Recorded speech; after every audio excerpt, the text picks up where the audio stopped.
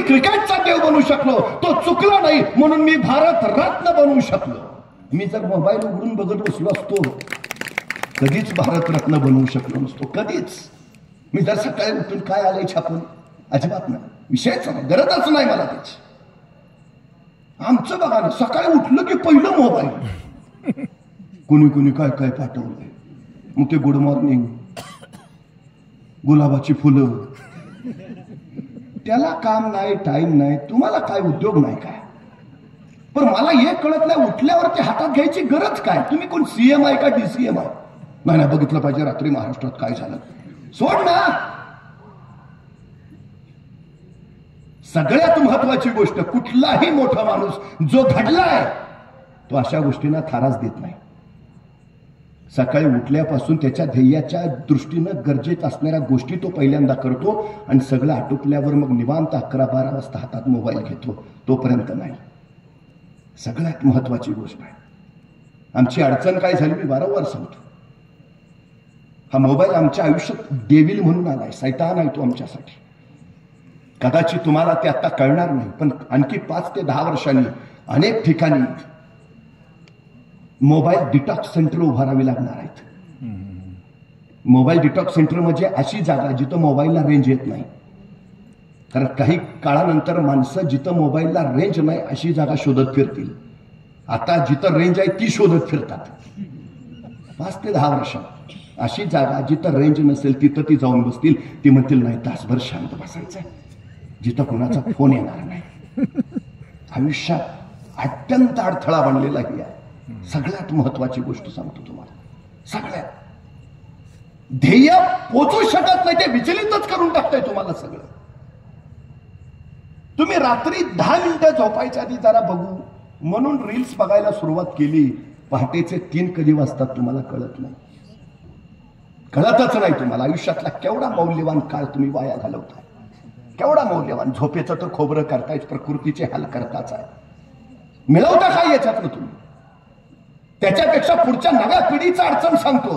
आमच्या नव्या पिढीचा मेंदू 1 मिनिटापेक्षा अधिक काळ आता एकाग्रच होऊ शकत नाही, कारण त्याला रील्स बघायची सवय लागली. एक रील साधारण 1 मिनिटाची असते, 1 मिनिटाची रील संपल्यावर त्याला दुसरी रील हवी असते. त्याच्या अभ्यासाचं नेमकं ते झालंय, अभ्यास करायला बसला तर 1 मिनिटापेक्षा अधिक काळ त्याचा मेंदू एकाग्रच होत नाही. तो कसा अभ्यास करेल? आम्हाला वाटतं त्याला इंग्रजी मीडियमला घालावं, उपयोग काय आहे? सगळ्यात महत्वाची अडचण लक्षात घ्या. पण कसं सांगायचं आई बापांनी पोरांना? आई बापाच्या हातात घरात जर पुस्तक असेल ना तर पोराच्या हातात आपोआप पुस्तक येईल. पण आई बापाच्या हातातच जर मोबाईल असेल तर पोराला कुठल्या तोंडानं सांगणार मोबाईल बाजूला ठेवून पुस्तक घे? महाराष्ट्रातल्या काही गावामध्ये आता नियम केला आहे, सगळ्यांना लागू आहे, 6 नंतर मोबाईल बंद. त्या गावातली सगळी मुलं 6 ते 9 अभ्यासालाच बसतात आणि 9 वाजता परत मोबाईल सगळ्यांनी चालू करायचा. 6 ते 9 3 तास त्या गावातला कुणाचाही मोबाईल ऑन नसतो, कारण त्यांना पुढच्या पिढीची काळजी आहे, पोरांच्या भविष्याची काळजी आहे. हे सगळ्यात महत्वाचं. आमची अडचण काय माहितीये? यंत्रतंत्र नवं निघणारच आहे, ज्याचं नवं आहे ते पुढे येणारच आहे, आणखी काहीतरी नवं येईल. मोबाईल देतो आम्ही, पण कसा वापरावा ते शिकवतो का? कशासाठी वापरावा ते सांगतो का? का पिढी बिघडत निघाली याची कधी विचार केलाय तुम्ही? पूर्वी घराघरात आजी आजोबा नावाचं विद्यापीठ असायचं. आजीच्या मांडीवर पोरगा रामकृष्णाच्या गोष्टी ऐकायचं.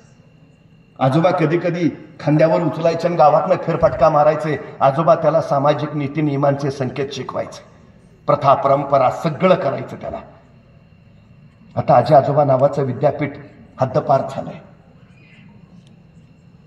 आई वडील जगण्याची स्पर्धा करत पोराचं आयुष्य घडवण्यासाठी आम्हाला कमावलं पाहिजे म्हणून कमावत बसलीत.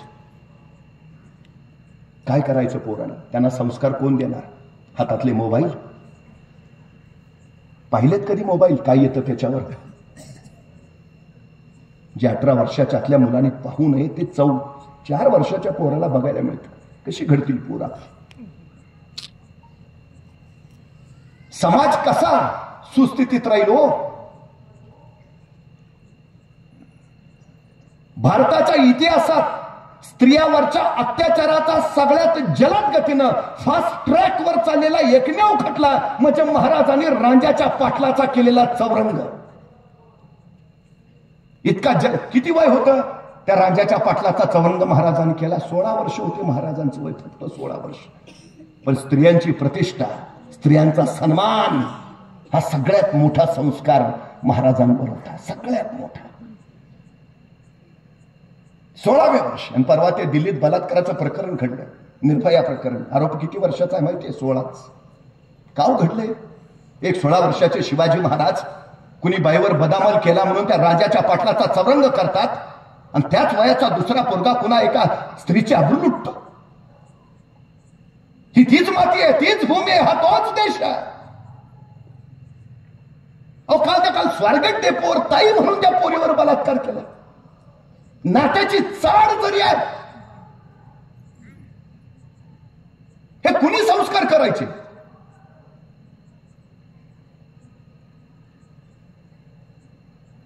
शाळा ते संस्कार केंद्र आहे.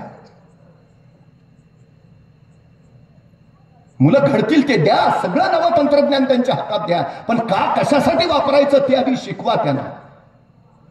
अनेक मुलं मी बघितलीत मोबाईलवर गाणी ऐकून ऐकून गायक झालेली. अनेक लोक मी बघितलीत मोबाईलवर युट्यूबवर शेतीचे प्रयोग बघून शेती करणारी. अनेक मुलं मी बघितलीत त्याचा उत्तम सदुपयोग करून आयुष्यात काहीतरी करू पाहणारी.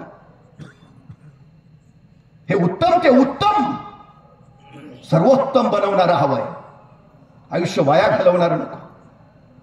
पोरांमध्ये कृतज्ञता राहिली नाही का? तुमचं कौतुक का करायचंय मला इथं? तुम्ही अहो निर्जीव असलेल्या पण जिवंत माणसांना घडवणाऱ्या शाळेचा वाढदिवस करताय.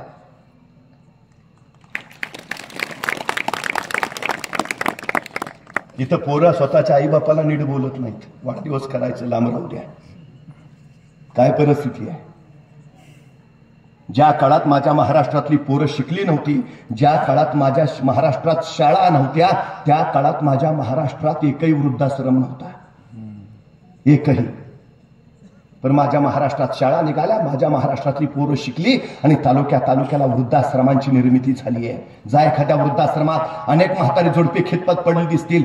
सहज एखाद्या वृद्धाला प्रश्न विचारा, तुमची पोरं काय करतात? त्या वृद्धाश्रमातला वृद्ध सांगेल, माझा पोरगा डॉक्टर आहे, माझा पोरगा इंजिनियर आहे, माझा पोरगा वकील आहे, माझा पोरगा प्राध्यापक आहे. पण त्या वृद्धाश्रमातला एकही वृद्ध असा नाही म्हणणार, कारण अडाण्या शेतकऱ्याचे आई बाप कधीच वृद्धाश्रमात जात नाही. ही सगळ्यात मोठी वस्तुस्थिती आहे.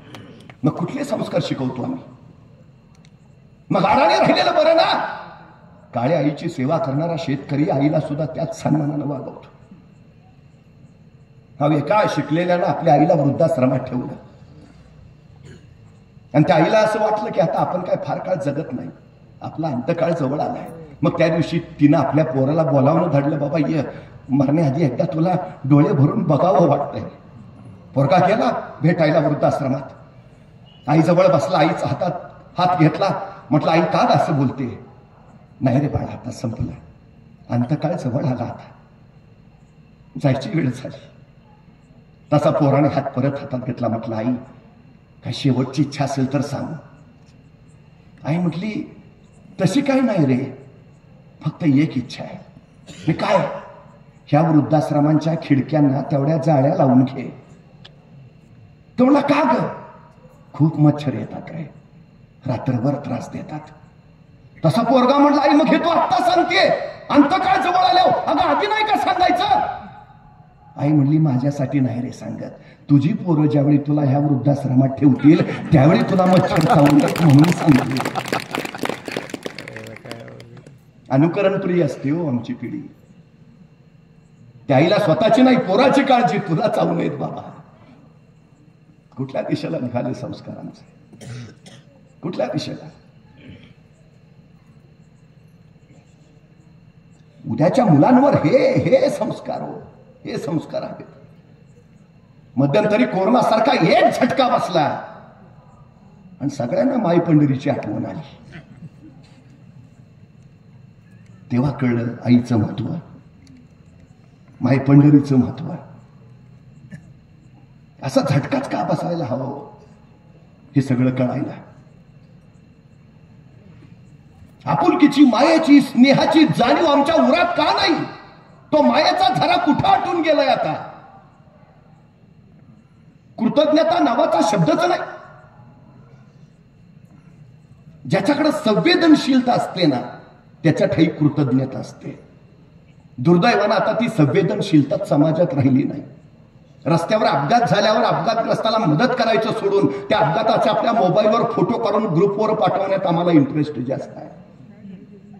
अरे ते करण्यापेक्षा त्याला दवाखान्यात नेलं असतं तर वाचलं असताना. संवेदनशीलता हरवली आमच्या, हरवलीच. अहो बघा, गुरुकुलातलं श्रीराम परत आलेत. राजा दशरथांना वाटलं की माझ्या रामाला आता राज्याभिषेक करावा, अयोध्येचा राजा. घोषणा केली, श्रीराम अयोध्येचे राजे. ठरलं सगळं. अयोध्या सजली, श्रीराम राजा होणार. सगळी तयारी झाली. उद्या राज्याभिषेक. आणि आदल्या दिवशी कैकेयी माता दशरथांकडे आली. तुम्ही माझे 2 वर देणे बाकी आहात. राजा दशरथ म्हणाले, उत्तम, यासारखा दुसरा आनंदाचा दिवस नाही. माझा राम उद्या राजा होणार. मागा, तुमचे वर आहेत, मागा. आणि कैकेयी मातेने वर मागितला. श्रीरामांना 14 वर्ष वनवास आणि माझ्या भरताला राज्याभिषेक. राजा दशरथांच्या पायाखालची जमीन सरकली, अंगावर वीज कोसळल्यासारखं झालं. पण काय किंमत होती शब्दाला त्याकडे? प्राण जाय पण वचन न जाय. दिलंय ना वचन, संपला विषय. मग काही असो. डोळ्यातले भरले अश्रू, हृदय भरून आलं. राजा दशरथ फक्त कैकेयी मातेकडे बघत राहिले. तुम्ही प्राणच घेऊन निघालाय माझा, पण वचन महत्वाचं. राजा दशरथाने श्रीरामांना बोलावलं. राम, तुम्हाला 14 वर्ष वनवासाला जायचंय. पण परंतु किंतु काही नाही. निघाले श्रीराम. श्रीराम असं नाही म्हटली, काय पद्धत आहे का? आधी सांगायचं ना. मग सगळं राज्याभिषेकाची तयारी झाली, हे सगळं झालं, सगळे मित्र सगळे हजर आहेत. आता अजिबात नाही. ते काय काय मात्यांना तुम्ही सांगायचं सांगा, ते तुमचा त्यांचा विषय. आपल्याला उगाच मध्ये घ्यायचं नाही. आपलं नाही हो. पण परंतु किंतु का, कशासाठी, काही विषय नाही. पित्यानं सांगितलं ना, राम तुम्हाला 14 वर्ष वनवासाला निघायचं आहे. निघाले श्रीराम. सीता मातेनं सांगितलं, सीते 14 वर्ष वनवासाला जायचं आहे. आता अयोध्येला परत येऊ, ते 14 वर्षानंतरच. दुसऱ्या मिनिटाला सीता माता निघाल्या. एका क्षणाचा प्रश्न नाही. ह्यासाठी करून आणली का? त्यावेळी तर काय सांगितलं होतं, चुकात ठेवीन राणी सर. आता नाही हो. दुसऱ्या क्षणी सीता माता निघाल्या. लक्ष्मणाला कळे ना. लक्ष्मण धावत धावत कौशल्य मातेकडे गेला. तिथून सुमित्रा मातेकडे. सुमित्रा मातेला विचारलं, आई काय करू? श्रीरामांबरोबर वनवासाला जाऊ की अयोध्येतच राहू? सुमित्रा माता म्हटल्या, जिथं श्रीराम तीच तुझी अयोध्या. संपला विषय. निघाले लक्ष्मण. आई वडिलांचा इतका सन्मान का त्या रामाला आम्ही देव म्हणून पूजतो? याचं कारण हे आहे. हे आमच्या मुलांमध्ये आई वडिलांबद्दल ती कृतज्ञता आहे. मातृदेवो भव, पितृदेवो भव हा संस्कार आम्ही रुजवलाय. राम, श्रीराम समजून घ्यायचे तर हे श्रीराम 14 वर्ष फक्त पित्याच्या शब्दाखातर वनवास भोगणारे. आमची पोरं आता बापापुढे उभा राहून विचार, काय दिलं तुम्ही मला? आरशात बघ, जे दिसतंय ना ते बापांना दिलं. बरोबर आहे. ही कृतज्ञता आहे. ही कृतज्ञता आमच्या पुढच्या पिढीत आम्ही रुजवायला हवी. सगळ्यात महत्वाची, सगळ्यात महत्वाची. अहो ते जाऊ द्या. वाईट या गोष्टीचं वाटतंय आता, पोरांच्या खांद्यावर बापाची अंत्ययात्रा निघायला हवी. बापाच्या खांद्यावर पोरांच्या अंत्ययात्रा चालल्यात आता. 30व्या वर्षी पोराला हार्ट अटॅक येतो, 40व्या वर्षी किडनी बाद होते. काय करतात पोरं आमची? त्यांना मी त्यांच्या शरीराचं मोल महत्व शिकवू शकलोय? जे फुकट मिळतं त्याची किंमत नसते, ज्याची किंमत मोजतो त्याची आम्हाला काळजी फार असते. माणसं स्वतःच्या चष्म्याची जेवढी काळजी घेतात तेवढी स्वतःच्या डोळ्यांची काळजी घेत नाहीत. अरे बाबा, डोळ्यांची काळजी घेतली असती तर चष्मा लागलाच नसता, पण ते काळजी चष्म्याची घेत, डोळ्यांची नाही. स्वतःच्या मोबाईलची आपण जेवढी काळजी घेतो तेवढी स्वतःच्या हृदयाची काळजी घेतो. वाईट त्याचा आहे. कशाची काळजी घ्यावी हा संस्कार नाही. एखाद्या माणसाला हार्ट अटॅक येतो, बायपास करावी लागते. बायपास करणं म्हणजे हृदयाची खराब झालेली रक्तवाहिनी जोडायची, तिच्या जागी दुसरी चांगली रक्तवाहिनी जोडायची. या शस्त्रक्रियेला खर्च येतो 3 लाख. बायपास म्हणतो आम्ही त्याला. म्हणजे हृदयाची खराब झालेली रक्तवाहिनी केवढ्याला पडली? 3 लाखाला. आमच्या हृदयाजवळ मुख्य 3 रक्तवाहिन्या बरोबर 1 लाख रक्तवाहिन्यांचं जाळ आहे. म्हणजे एका रक्तवाहिनीची किंमत जर 3 लाख तर 1 लाख रक्तवाहिन्याची किंमत किती झाली? 2 डोळे दिलेत आम्हाला, एखादा डोळा बाद होतो, नवा डोळा बसवता येतो. नव्या डोळ्याची किंमत आहे 4 लाख. 2 डोळ्याची किंमत झाली 8 लाख. माणसाला 2 किडन्या दिल्यात, माणसं नको ते अपेपान करतात, किडन्या बाद होतात, माणसं डायलिसिसवर जातात. डॉक्टर सांगतात जगायचं असेल तर किडन्या बदलून घ्या. आता किडन्या बदलून मिळतात. एका नव्या किडनीची किंमत आहे 40 लाख. 2 किडन्याची किंमत झाली 80 लाख. म्हणजे आमची एक रक्तवाहिनी 3 लाखाची, डोळे 8 लाखाचे, किडन्या 80 लाखाच्या. असा जर शरीराच्या अवयवाचा हिशोब केला तर शरीराची किंमत जाते कोट्यावधी अब्जावधी रुपयांच्या पुढं. अरे त्या परमेश्वरानं जन्माला घालताना ही कोट्यावधी रुपयांची शरीर नावाची इस्टेट देऊन पाठवलं. ही इस्टेट जपाना कुठल्या प्रॉपर्टीच्या मागे लागतो आम्ही? कसला संस्कार आहे आमचा? वाईट त्याचा आहे. आताच्या पोरांचे मोबाईल काढून बघा, शेअर्स बाजारचे ऍप तुम्हाला दिसतील. त्याला पटकन श्रीमंत व्हायचंय, पैसा हवाय त्याला. बघा त्याच्या मोबाईलमध्ये जंगली रमीचा ऍप आहे नाही. काय कमवायचंय त्याला? कुठल्या दिशेला निघालोय आम्ही हो? जगाच्या पाठीवर असं यंत्र अजून निघालं नाही ज्यात भाकरी टाकली की रक्त तयार होऊन बाहेर पडतं. असं शरीर नावाचं अद्भुत यंत्र त्या परमेश्वरानं आम्हाला दिलंय, जे अजून जगातच बनलं नाही. अहो, किती काळजी घ्यायला पाहिजे आपण त्याची. मग त्या शरीराला जे अपायकारक आहे ते कशाला स्वीकारावं? हात नसलेल्या माणसाला विचारा हाताची किंमत, आंधळ्याला विचारा डोळ्यांची किंमत, लंगड्याला विचारा पायांची किंमत, तो सांगेल तुम्हाला. कृतज्ञता आहे हो, स्वतःच्या शरीराबद्दल कृतज्ञता ठेवाय. कृतज्ञता म्हणजे काळजी घेणं. 100 वर्षाच्या शाळेबद्दल कृतज्ञता व्यक्त करायची म्हणजे त्याची काळजी घ्यायची. आई वडिलांबद्दल कृतज्ञता ठेवायची म्हणजे त्यांची काळजी करायची. स्वतःच्या शरीराबद्दल कृतज्ञता व्यक्त करायची म्हणजे त्याची काळजी घ्यायची. काळजी घेणं फार महत्वाचं आहे. आमच्या पोरांना ते शिकवावं, सगळ्यात गरजेचं आहे ते. आता सगळ्यात टपरीवर ड्रग्ज मिळायला लागले हो साताऱ्यात. कुठून आलं हे सगळं? काय ताण आहे असं आमच्या पोरांना? कसल्या तणावात आहे ती? भंडाऱ्याच्या डोंगरावर आमच्या जगद्गुरु तुकोबराय जातात, जगण्याचा सार समजून घेतात. भंडाऱ्याच्या डोंगरावरनं खाली येतात, कान्होबाला सांगतात सावकारिकीच्या वह्या घेऊन ये. कान्होबा सावकारिकीच्या वह्या घेऊन येतात, त्याच्या वह्या त्याला देतात आणि तुकोबा स्वतःच्या वह्या त्या इंद्राणीच्या डोहात बुडवतात. मला कुणाचं येणं नाही, मला कुणाचं देणं नाही. आयुष्य त्यांना कळालं तिथं. 23वे वर्ष वय आहे. अहो, 16व्या वर्षी आमच्या ज्ञानेश्वरांनी ज्ञानेश्वरी लिहिली, 23व्या वर्षी तुकारामांनी गाथा लिहिली. तुमच्याही गावात पारायण होत असेल, मग 16 वर्षाचे ज्ञानेश्वर लिहितात. एक तरी 16 वर्षाचं पोरगं पारण्याला बसतं का?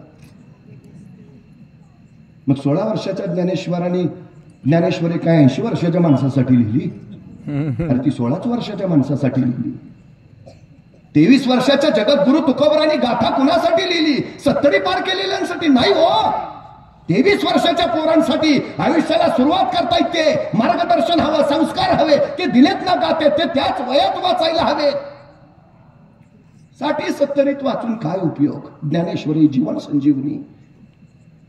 70 वर्षाच्या माणसात आता पाप करायची ताकद नाही,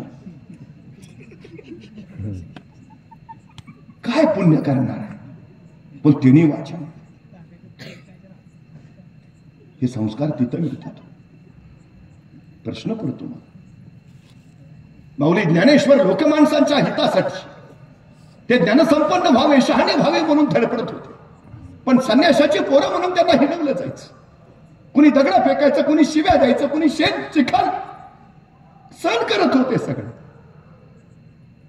शिक्षण महत्वाचं आहे, संस्कार महत्वाचा आहे. ज्ञानेश्वरांना कळत होतं, ते प्रयत्न करत होते. लोक त्रास द्यायचे. एक दिवशी संतापले, कहर झाला, संतापून ताड गेले, झोपडीत आत शिरले, टाकी लावून घेतली. 10 वर्षाच्या मुक्ताईने पाहिलं, ज्ञानोबा चिडलेत, रागावलेत, संतापलेत, झोपडीत गेले, ताटी लावून हात बसलेत. मुक्ताईने विचार केला, थोड्या वेळाने होईल राग शांत, मग येतील बाहेर. पण अर्धा तास झाला, तास झाला, 1 तास झाला, ज्ञानेश्वर बाहेर यायचं काही चिन्ह दिसेना.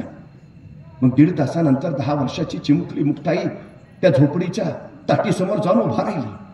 टाकीवर थपा मारू लागली. ए ज्ञानूदादा, ए ज्ञानूदादा, येणार आहे बाहेर, किती वेळ बसशील आता, ये लवकर. पण ज्ञानेश्वरांचं 1 नाही 2 नाही. मुक्ताईनं वाटलं की अजून नसेल राग केला, जाऊ दे थोडा वेळ, शांत झाली की येतील बाहेर. मुक्ताई परत आपल्या जागी गेली. तासभर आणखी निघून गेला, पण ज्ञानेश्वर बाहेर यायचं चिन्ह नाही. मग मुक्ताई परत ताटी जवळ गेला. ताटी थपट्यात म्हणाल्या, ए ज्ञानूदादा, येणारे बाहेर, का छळतोस असा, ए ज्ञानूदादा, येणारे बाहेर. मुक्ताईच्या डोळ्यातनं खळखळ अश्रू ओखळायला, येणारे बाहेर. पण ज्ञानोबांचं 1 नाही 2 नाही, अर्धा तास असाच केला. डोळ्यातून अश्रू. त्या रडवेल्या अवस्थेत मुक्ताई पुन्हा ताटी समोर उभा राहिली. ए ज्ञानेश्वरा, ए ज्ञानेश्वरा, येणारे बाहेर. पण ज्ञानेश्वरांचं 1 नाही 2 नाही. मग मात्र मुक्ताईने डोळे पुसले. 10 वर्षाची ती मुक्ताई कठोर झाली आणि झोपडीत असलेल्या त्या ज्ञानाच्या ईश्वराला सुनावू लागली. विश्वे रागे झाला वनी, संती सुखे भावे पाणी, तुम्ही तरुण विश्वतारा, ताटी उघडा ज्ञानेश्वरा. 10 वर्षाची चिमुरडी मुक्ताई काय सांगते? विश्वे रागे झाला वनी, विश्वाचा राग मनात घेऊन उन्हासारखं काय झाला. संती सुखे भावे पाणी, संतांनी कसा अगदी पाण्यासारखं निर्मळ असावं. तुम्ही तरुण विश्वतारा, आधी स्वतःचा राग आवरा, बाद झालं. मग दुनिया तारायला बाहेर पडा. आता ताटी उघडा ज्ञानेश्वरा. 10 वर्षाची मुक्ताई आहे, साक्षात ज्ञानाच्या ईश्वराला सुनावते. त्या 10 वर्षाच्या मुक्ताईंची शाळा कुठली, कुठल्या कॉलेजमध्ये गेली होती, कोणत्या विद्यापीठात, मग कुठून आलं हे सगळं? हे पिढ्यानपिढ्यांचं संचित म्हणून येतं पुढच्या पिढीत. उद्याच्या पिढीची पोरं शाळेतच जायला हवीत असं नाही. वाडवडिलांच्या मनात जर ते शिक्षणाचे संस्कार असतील, तो संस्कार त्यांच्या उरात असेल, तर त्यांच्या रक्तातून तो तसाच पुढच्या पिढीत उतरेल. हे पूर्वजांचं संचित असतं. म्हणून मी वारंवार सांगतो, शिवाजी महाराज कोणाच्याही पोटी जन्म घेत नाहीत, त्याला शहाजीराजे बनावं लागतं. माऊली ज्ञानेश्वर कुणाच्याही घरी जन्माला येत नाहीत, त्याला विठ्ठलपंत असावं लागतं. जगद्गुरु तुकोबराय कुणाच्याही अंगणात खेळत नाहीत, त्याला बोल्लोबा बनावं लागतं. आपले बाप कोण असतील हे आपल्या हातात नसतं, पण आपण कुणाचं बाप व्हावं हे आपल्याच हातात असतं. मग आपल्याला वाटत नाही आपल्या पोटी ज्ञानोबा, आपल्या पोटी तुकोबा, आपल्या पोटी शिवराय शंभूराय यावेत. ते संस्कार या 4 भिंतीच्या शाळेबरोबर जीवनाच्या शाळेतून आमच्या पुढच्या पिढीला जायला हवेत. महत्वाचं आहे ते सगळ्यात महत्वाचं. आमच्या पोरांमध्ये जिद्द रुजवा, सगळ्यात गरजेची गोष्ट आहे ती जिद्द. काही नसलं तरी चालेल, यशस्वी व्हायचं असेल तर 2 गोष्टी, 1 सातत्य आणि 2 जिद्द. बास, एवढ्या 2 गोष्टी त्याच्यात असल्या तर त्याला काही अशक्य नाही. सगळ्यात महत्वाची गोष्ट जिज्ञासा. तो फार महत्वाचा गुण आहे. आता सगळे शिक्षक असतील इथं, पोरं आता शाळेत प्रश्नच विचारत नाहीत. जिज्ञासा नावाचा गुणच त्यांच्यात नाही. इंग्रजांना इथं राज्य करायचं होतं, मालक बनवून राहायचं होतं, आम्हाला गुलाम बनवायचं होतं. मॅकॅलॉने जी शिक्षण पद्धती बनवली तीच मुळात गुलाम बनवणारी. त्या जिज्ञासा नावाचा विषयच नाही. प्रश्नच विचारत नाहीत पोरं. प्रश्न न विचारायची दोनच कारणं असतात. एक, सगळं येतंय, आणि दोन, काहीच येत नाही. मला कधी कधी बरं वाटतं, बरं झालं ते सफरचंदाच्या झाडाखाली न्यूटनच बसला होता. ते नेमकं सफरचंद खाली पडलं आणि त्याला प्रश्न पडला, सफरचंद खालीच का पडलं, आणि मग गुरुत्वाकर्षणाचा शोध लागला. बरं झालं न्यूटनच बसला होता. आपल्यातला एखादा बसला असता तर, आणि पडलं असतं सफरचंद खाली, काय प्रश्न पडला असता त्याला. बरं झालं मी असतानाच पडला. दुसरा प्रश्न, बरं झालं आणखी कुणी नाही, अकेले अकेले खायले. आणि जर एखाद्याला प्रश्न पडलाच, सफरचंद खालीच का पडलं, आणि त्यानं विचारलं वडिलांना, बाबा सफरचंद खाली का पडलं, बाबा म्हणणार, खा ना मुकाट्यानं, का डोक्याला ताप देतो, काही ते व्याप कमी आहे का, संपला आमचा न्यूटन सफरचंदाच्या झाडाखाली. कशी घडणार पोरं? सगळ्यात महत्वाची गोष्ट आहे जिज्ञासा. ती जिज्ञासा प्रश्न विचारायला प्रेरित करते. प्रश्न तुम्हाला उत्तर देतात, उत्तरातून माहिती मिळते, आणि माहितीतून ज्ञान. सगळ्यात महत्वाची गोष्ट आहे. आमच्या मुलांना ते सांगा, ते बाकी त्याला कुणी अडवत नाही. ही जिज्ञासा असणं फार गरजेचं. जिद्द, काही काही काही मिळवू शकता तुम्ही त्या जिद्दीच्या बळावर. काहीही. एक 13 वर्षाची फिलिपाईन्स देशातली रिहा बुलोज नावाची मुलगी, शाळेतल्या धावण्याच्या स्पर्धेत ती पहिली आली. आणि धावत धावत घरी वडिलांकडे, बाबा मी शाळेतल्या धावण्याच्या स्पर्धेत पहिली आली. वडिलांना प्रचंड आनंद झाला, कुशीत घेतलं, डोक्यावरून हात फिरवला, खूप छान खूप छान रिहा, खूप छान, अभिनंदन. तशी वडिलांच्या कुशीत ती रिहा बाजूला झाली. वडिलांना म्हणाली, बाबा मी शाळेच्या धावण्याच्या स्पर्धेत पहिली आले ना, मग आता माझी राष्ट्रीय स्पर्धेसाठी निवड झाली आहे. वडिलांना आणखी आनंद झाला, रे वा खूप छान बेटा, अभिनंदन. पण तशी ती रिहा हळूच आपल्या वडिलांना म्हणाली, बाबा पण आता माझी राष्ट्रीय स्पर्धेसाठी निवड झाली आहे ना, मग त्या राष्ट्रीय स्पर्धेत धावण्यासाठी मला धावण्याचे बूट लागतील. बाबा घ्या ना स्पोर्टचे शूज, घ्या ना धावण्याचे बूट. वडिलांनी पोरीच्या डोक्यावरनं हात फिरवला आणि सांगितलं, घेऊया बेटा, जरूर घेऊया. या महिन्याचा पगार झाला ना की तुला घेऊया, धावण्याचे बूट घेऊया. त्या पोरीला आनंद झाला आणि ती 12-13 वर्षाची चिमुरडी सरावाला निघून गेली. दिवस दिवस राहील. आता राष्ट्रीय स्पर्धेला फक्त 4 दिवस उरले होते. त्या दिवशी ती चिमुरडी परत आपल्या वडिलांकडे आली, बाबा 4 दिवसांनी राष्ट्रीय स्पर्धा आहे, तुम्ही मला धावण्याचे बूट घेतो म्हटलेला, कधी घेणार बाबा. पुरीचे हे बोल ऐकल्याने वडिलांच्या डोळ्यातनं खळद अश्रू सुटलं. आपल्या पोरीला जवळ घेतलं आणि वडील म्हणाले, घ्यायचे होते ग बेटा बूट तुला, पण या महिन्याचा पगारच नाही आला हातात, मी नाही घेऊ शकत, मला माफ कर बेटा, मी नाही घेऊ शकत.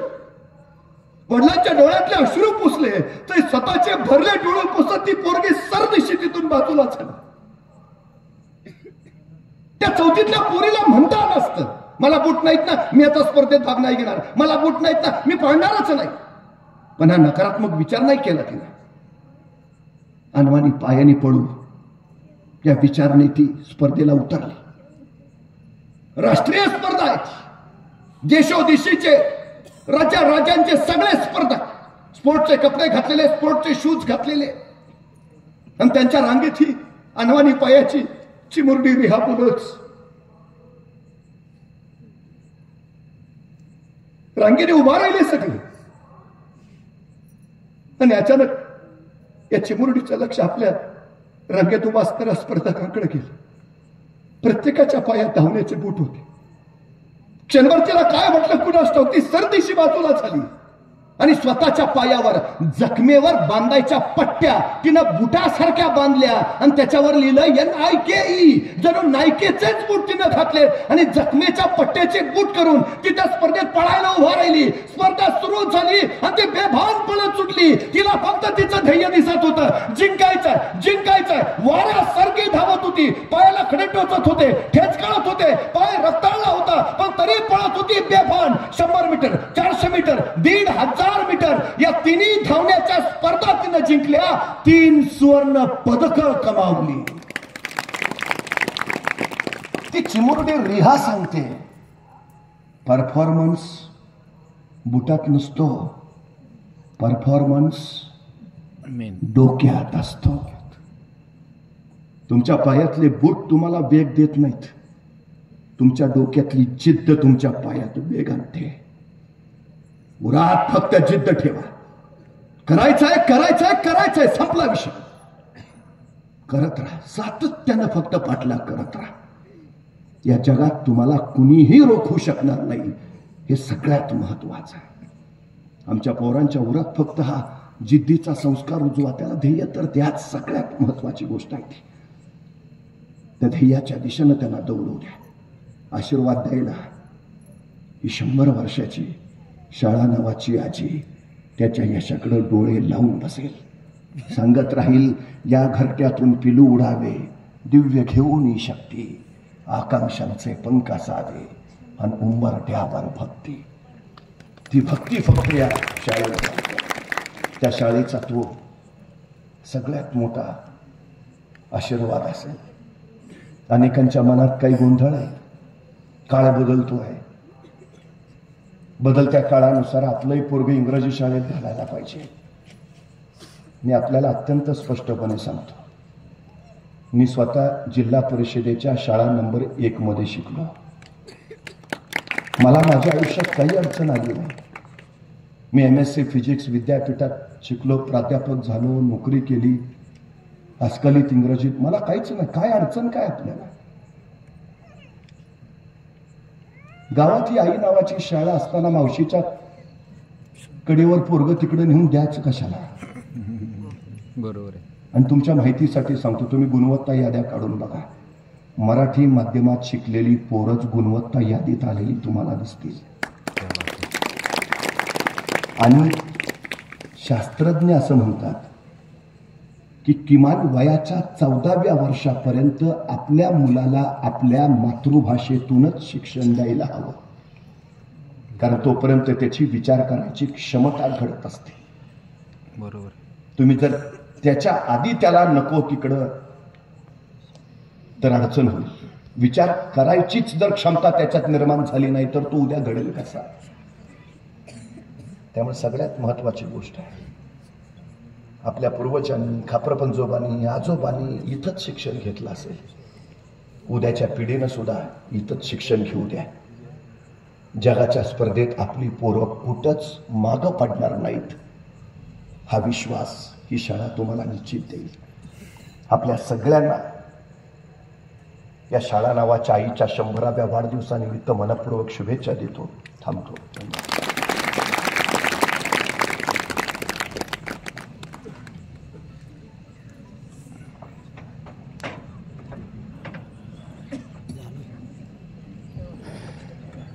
धन्यवाद.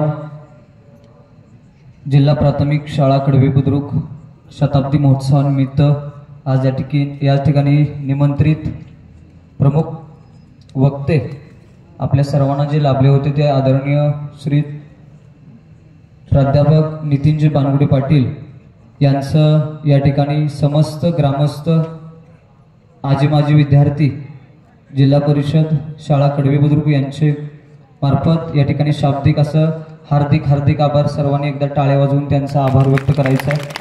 त्याच पद्धतीनं व्यासपीठावरील श्री पवनकुमार मानसिंग कदम यांचं देखील टाळ्या वाजवून स्वागत झालं पाहिजे. त्याच पद्धतीनं व्यासपीठावर असणारे माननीय श्री प्रमोद ढाणे पैलवान मौजे पाली यांचं देखील सर्वांच्या वतीनं हार्दिक आभार आणि धन्यवाद.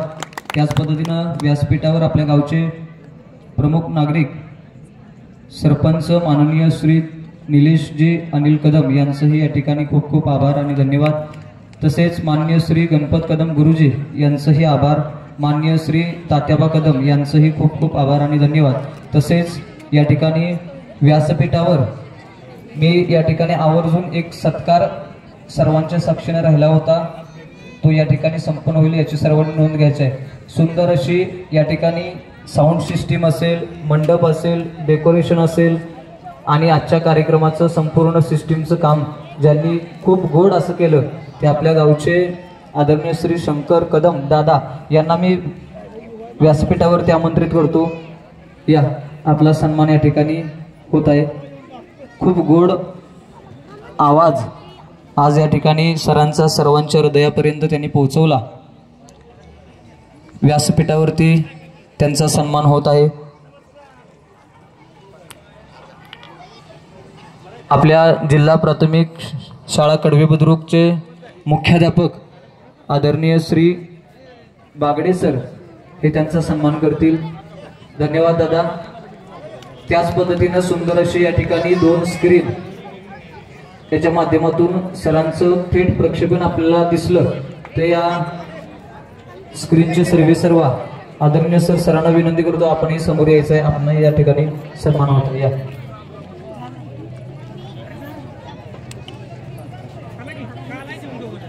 परगावहून आलेले ग्रामस्थ, पै पाहुणे, आजी माजी विद्यार्थी जे कोणी स्नेह भोजनाचे राहिले असतील सर्वांना या ठिकाणी भोजनाची व्यवस्था केली आहे.